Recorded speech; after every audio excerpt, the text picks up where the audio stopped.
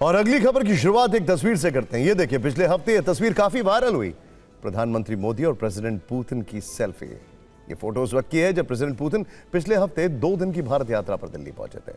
Palam airport पर उनका भव्य स्वागत हुआ। प्रधानमंत्री मोदी ने गले लगाकर पुतिन का अभिवादन किया।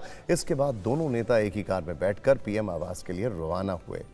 इस बात को 7 दिन बीत चुके हैं, लेकिन 7 दिन पहले खींची गई इस तस्वीर ने अब अमेरिकी संसद में खलबली मचा दी है।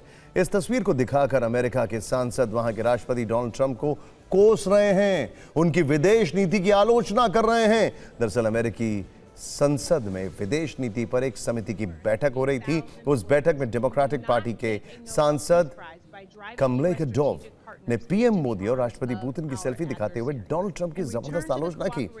उन्होंने कहा कि ट्रंप प्रशासन की नीतियां भारत अमेरिकी संबंधों को चोट पहुंचा रही हैं और इनकी वजह से दोनों देशों के बीच रणनीतिक भरोसे को नुकसान पहुंचा है।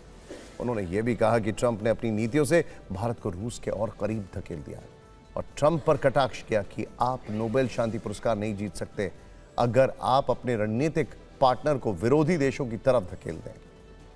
कमलेकडोव ने संसद से आग्रह किया है कि भारत के साथ साझेदारी में आई दरार को फौरन दूर किया जाए और दोनों देशों के रिश्तों को फिर पटरी पर लाया जाए। अमेरिका की चिंता इसलिए बड़ी है कि यह तस्वीर सिर्फ डिप्लोमेटिक पिक्चर नहीं है, बल्कि एक संकेत है कि भारत अपने हितों के मामले में अब बिल्कुल भी नॉन नेगोशिएबल मोड में है। ट्रंप की नीतियों ने भले ही दोनों देशों के बीच दूरी बढ़ा दी हो, लेकिन वहां के बाकी नेता जानते हैं कि 21वीं सदी की जियोपॉलिटिक्स में भारत केवल एक पार्टनर नहीं है, बल्कि एक पावर सेंटर है और इसी पावर सेंटर की मुस्कुराती तस्वीर वॉशिंगटन की नींद उड़ा रही है।